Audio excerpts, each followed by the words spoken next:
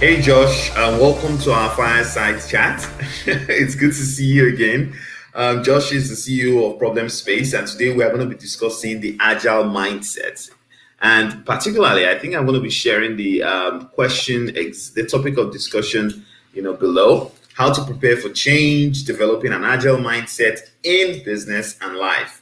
Josh and I will be having this conversation back and forth, and I'll warn you guys.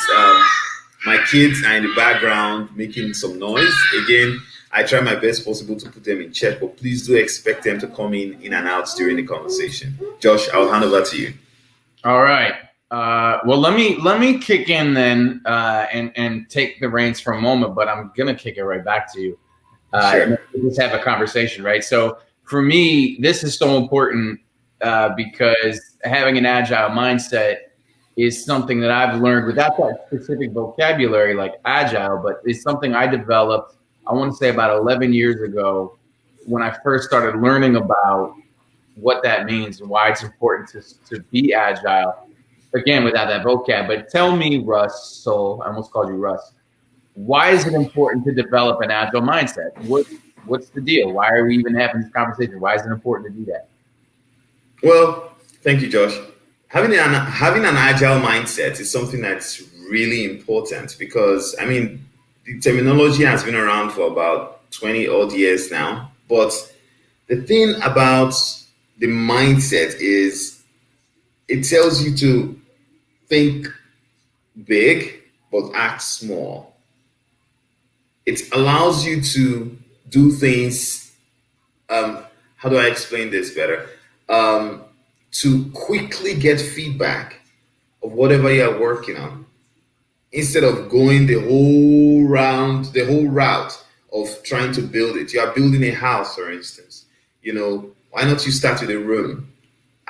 That's a very simple example, but start with something small that allows whomever you are working with to get some feedback on what you are doing, and you can proceed with delivering more. So if the customer is happy or whatever you are doing, if you can deliver some small piece of it, proceed with delivering more. And so that's the mindset, and that's why I find the mindset super interesting. What about you? What do you think about the agile mindset? Sure, man. I want to go meta and then go back to that specificity you mentioned and then go back to meta, I think. So Okay. agile to me, outside of sort of traditional Scrum and tech and agile, I want to take it meta, right? So to me, being agile means that you have this ability to adapt to change, which is so important. The adaptability, to be resilient, resiliency, to be able to withstand or recover from a difficult situation. Now, a difficult situation can come big, can come small, it can come in any different direction as well, which is really interesting. And so we don't know what some of these things are going to be, whether that's some faulty piece of coding or whether there's going to be a pandemic or whether your kid breaks his leg. We just don't know. And so if we don't prepare to be able to withstand or recover from a difficult situation, we start to atrophy, right? And the business atrophies, our personal life begins to atrophy, and we're not able to move in the way forward that we want and need to do. And so we get stuck. And you don't want to get stuck too long because that's emotionally draining and that leads to hopelessness.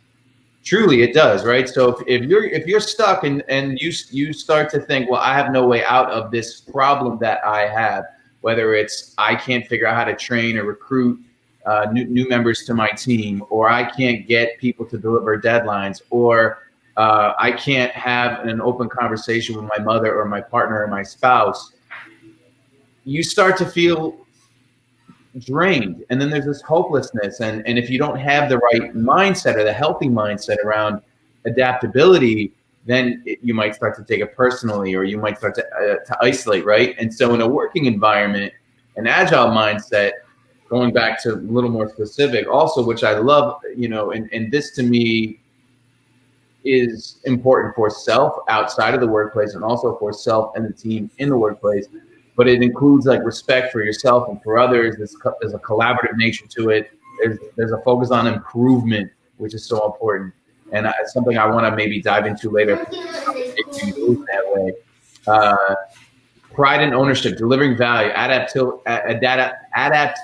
adaptability to change, Yeah. be able to use your words. A lack of resilience again. A lack of resilience again. It to me is emotionally draining and leads to hopelessness. Now, going to the hopelessness piece, this is a little more another piece of my expertise. But this, when you're hopelessness, you can you open yourself up to either a clinical, like an exacerbated clinical depression, like if you already have it, it's going to get worse, or Okay. if you don't have it, you could open yourself up to a situational depression that could be prolonged, right? Because of the hopelessness and maybe not focusing on mindset.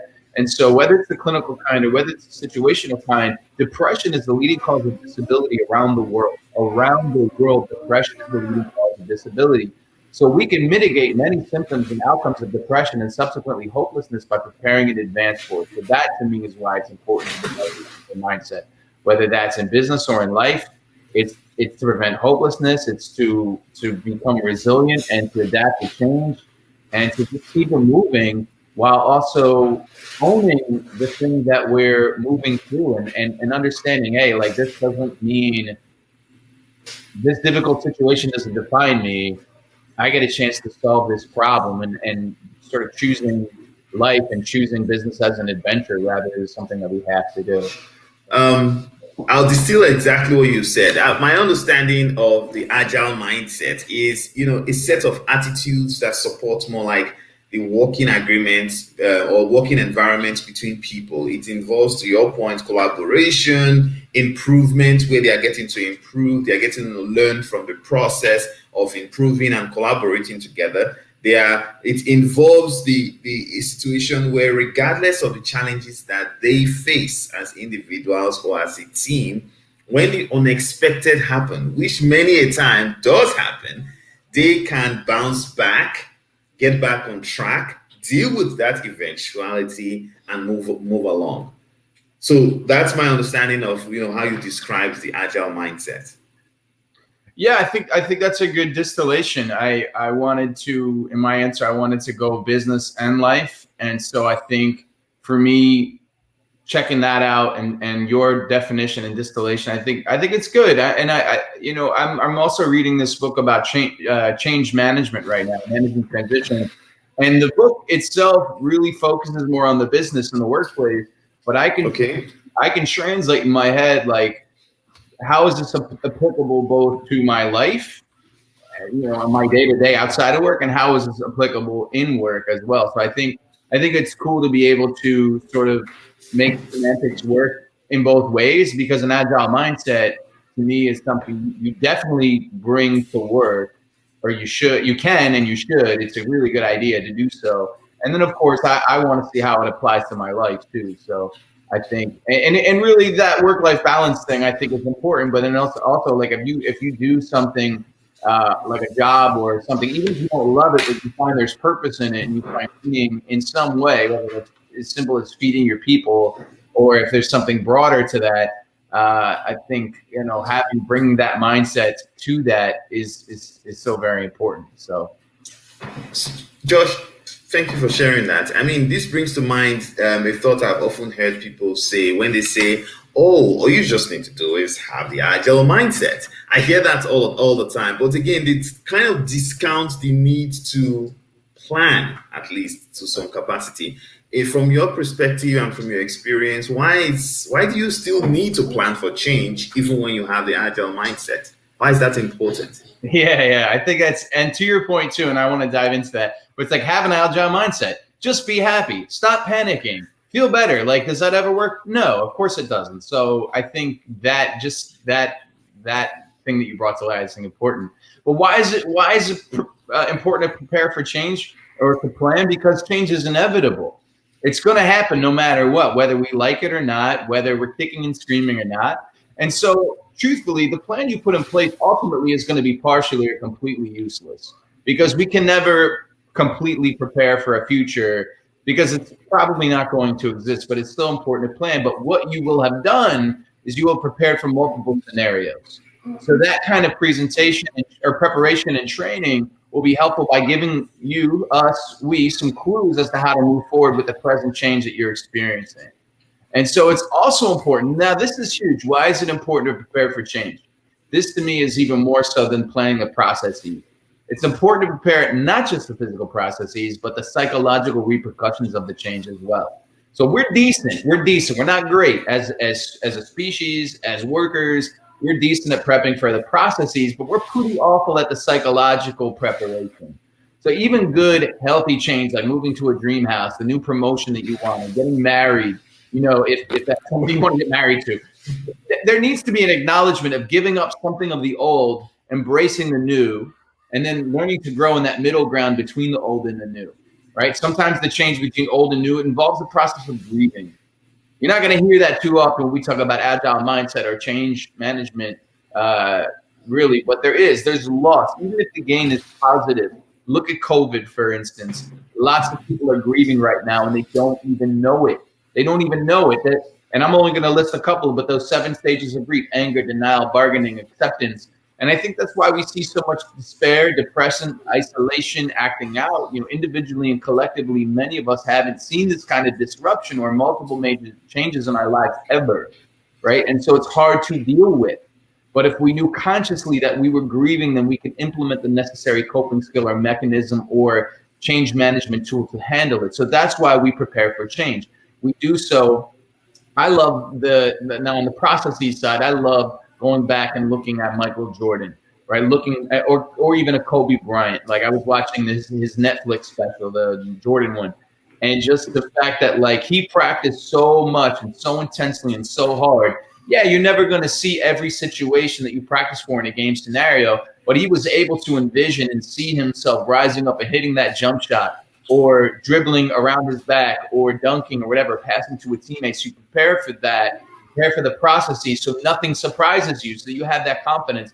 And then again, we prepare for the psychological component because there's so many psychological repercussions of change that we just don't often dive into and dig into. So that's me. That's my jam with why we prepare for change. That makes sense. What's coming up for you? I know I see some stuff brewing in your head. Well, I completely agree as well. Preparing for change is, to your point, it's preparing for your change for change. I'm sorry, my kids in the background. Once again, preparing for change is something like, similar to this situation. I prepared to have this meeting in a quiet place, but again, I have kids in the background and they are going to come in. So what did I do? Initially today, I try to make food, breakfast, to see that they are well taken care of. I try to get them distracted with things that they can engage themselves with, so it can leave me in my office space to be able to engage in this conversation. But voila, even when they have a very interesting cartoon in front of them, they have all the toys in the world, they still want to come into my office space, even with the doors locked. I can hear them coming here. I could hear them from the background. So, regardless of my preparation, these things do happen. So, back to your question, that's a real life situation of how, regardless of how much preparation I put in place, change is happening, and I am forced to adapt to it. If the noise gets too much beyond my control, I'm going to walk over to where they are and say, "Hey, I'm having a meeting. I would appreciate if you do respect my meeting and do not engage in a conversation." Otherwise, so that's the goal basically. If it doesn't work to plan, I can then adjust my plans to meet the demands. So that's exactly, I'm using my real life situation I'm dealing with right now to answer your question. I love it. I think that's really huge, and I think what I'm also noticing too, I pay attention to it. That change is frustrating. It's difficult. Mhm. It's hard, right? But Yeah. take out the frustration on the change itself. So I noticed that you're not taking the frustration out on the kids. I'm not taking my frustration. We're gonna figure it out. We're gonna make it work, right? So that to me is the psychological component of the change, right? So that's one way of sort of moving through it. Because if we didn't accept it or bargain around it, then it becomes a blow up. And so take that outside of you and your kids, and that could happen in the workplace, that can happen with a spouse, a partner, that can happen with the CPO, right? So to me, I just want to call attention to something that I'm noticing around the piece that I spoke about in terms of also why we prepare for change. So it doesn't become a blow up or something unnecessary. So Thank you. I do have another question if you don't mind. So what are the steps basically? Say for instance, you want to get people to start having this this mindset. Again, from my perspective, when I think of agility, if I need to, if a picture, if somebody forces me to say, okay, Russell, paint a picture of agility to me, the first picture that comes to mind is that of a cheetah that has the ability to be very agile, especially when it's chasing its prey. So, I mean, if that picture is in our mindset, how do I become like a cheetah? Is what I ask myself. When I join teams, when I join organizations, I ask myself, how can I make the team very flexible like a cheetah? The ability to, I'm chasing an animal, for instance, at 90 degrees, and I mean, on a straight line, and the animal makes an angle dive in the opposite direction. How do I maneuver instantly and head in that direction? As a team, how can we do the same? So now, if you want to tell people of how do you start, where do you start with getting to become agile in your mindset, in your thinking, how do you recommend they start that, especially both in business and in life, which is your expertise, actually, from my understanding? Well, I think it all goes down in business. I think it's about a conversation. I think it's about whether that's the scrum master, whether that's a team leader, whether that's even somebody who's just a valued team partner, uh, or it could come top down CEO. But there has to be a conversation. Like, why is this for you? And allow people to admit like what it means to them and why. So I think we need to quote unquote recruit in a way as to what this means and why. Like what is it, getting people to see like, well, what is it that you want and like what do you think you can be doing better or differently, or how are you feeling? So it's big conversations. I think that's like the number one awareness. There we could be doing better.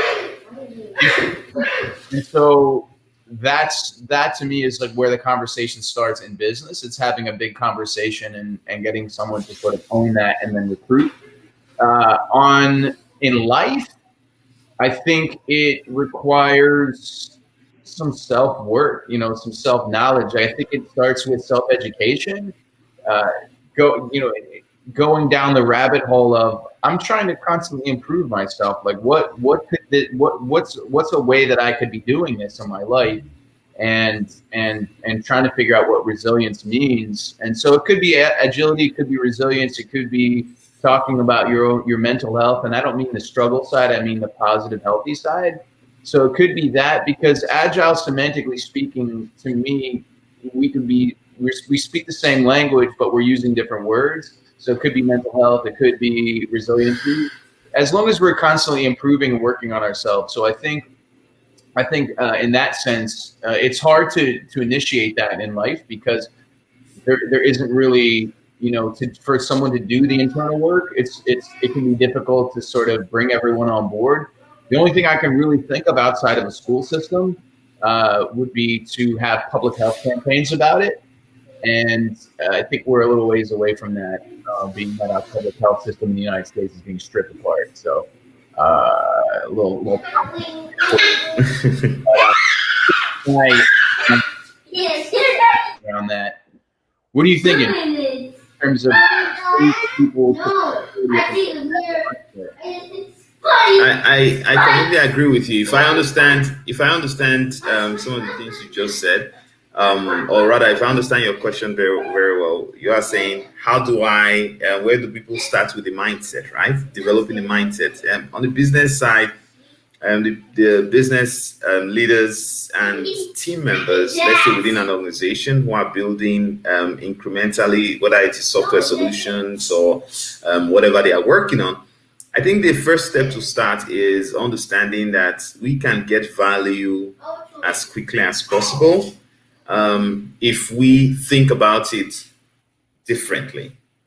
So instead of expecting to see change, growth, difference in whatever they are doing all in bulk, how about starting small and then celebrating small successes and growing from there? So that's how I see it. And because once you make a change, no matter how small, the human mind says, oh wow, I've done this, I want to. It's like a picture that comes to mind is that of a mountain. Water can, if it's persistent, water can actually tear down a mountain if it's persistent. So with the same with the mindset, if you it's just little drop consistently being persistent. If leaders as well as executives or individuals within their lives do things consistently, change incrementally, step by step, they will get to that destination of monumental change.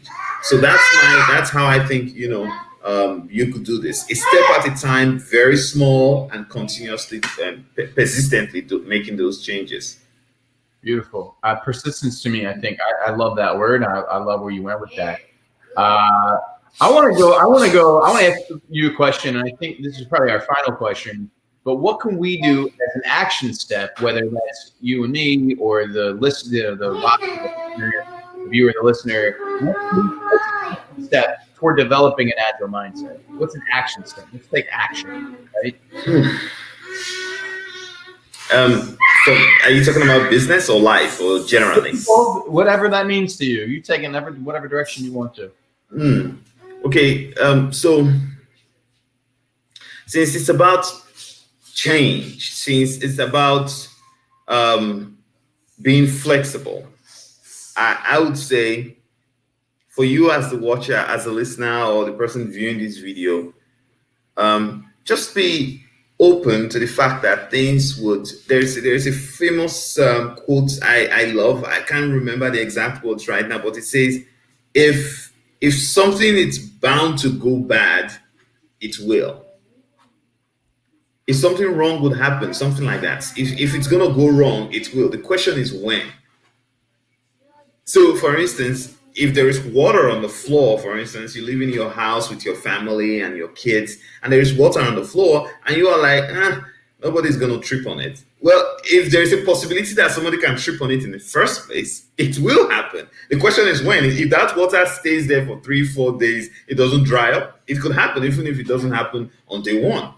So having the agile mindset to me, basically looking at real life situations like this, is to say, yes, something can go wrong. How do I prepare for it? How do I plan for it? And if it doesn't even happen as I've planned for it. If it does happen, then I could also change regardless of the plans I've made to adapt to that situation. So start small with looking at your life, look around you, see what is happening, and make some changes around you that can reflect flexible thinking. That's my thoughts. I love it. I love it. I think, yeah.